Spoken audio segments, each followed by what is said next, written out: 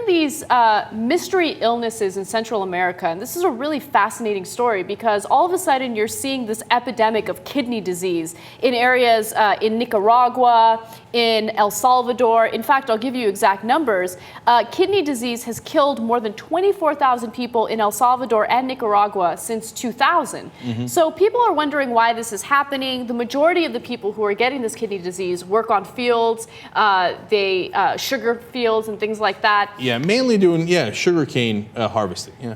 And you know, for a long time people thought, well, this is probably because of the use of pesticides. But it turns out that it could actually be from them working long hours, doing hard labor, and being dehydrated day after day. All right, now, so I don't believe either one of those explanations by itself. Now, here's why. They use those kind of pesticides in other parts of the world, and you don't have this rate of kidney failure. And the idea that it's just hard work, I find absurd, because they do hard work all over the world. And it's particularly sugarcane, farming is particularly hard, and they go over 9 hours without any water, under extreme heat. I get it, right? But it's probably a combination of something that's happening locally combined with maybe the work and the pesticides, et cetera, right? Of course, the pesticide companies jump in right away and they're like, oh, there's a Boston University study that shows that it's definitely not the chemicals. That's not what the Boston University research indicates, right? They just said we can't quite figure out what it is, right?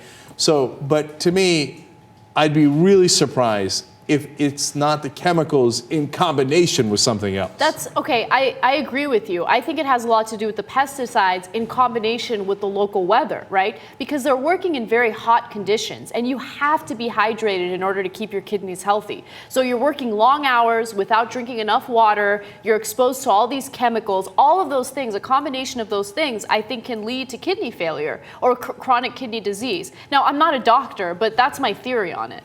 Yeah, now, if there's one thing we've confirmed on this show is that it's that Anna's not a doctor, nor am I an evolutionary scientist. Okay.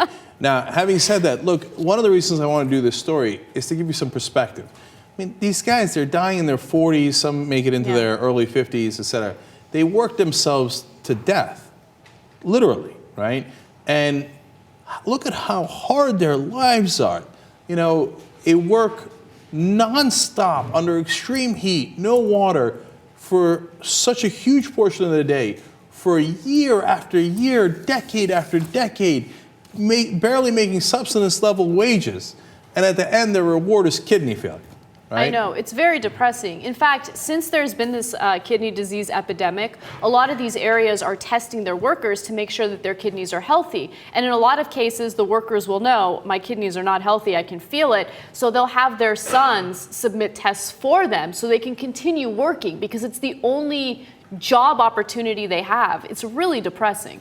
And that's why we got to look out for workers, right? I mean, that's one of the many things that, and I'm not saying it gets done overnight, and I know it's hard to find a job, et cetera, but that's why it makes sense to have workers' rights, where you say en masse, hey, you know what, let's pay an extra cent, all of us, for sugar, so that those guys don't die in the field from kidney failure, so that we use maybe chemicals that are a little safer, or whatever the final result might be of why they're getting sick.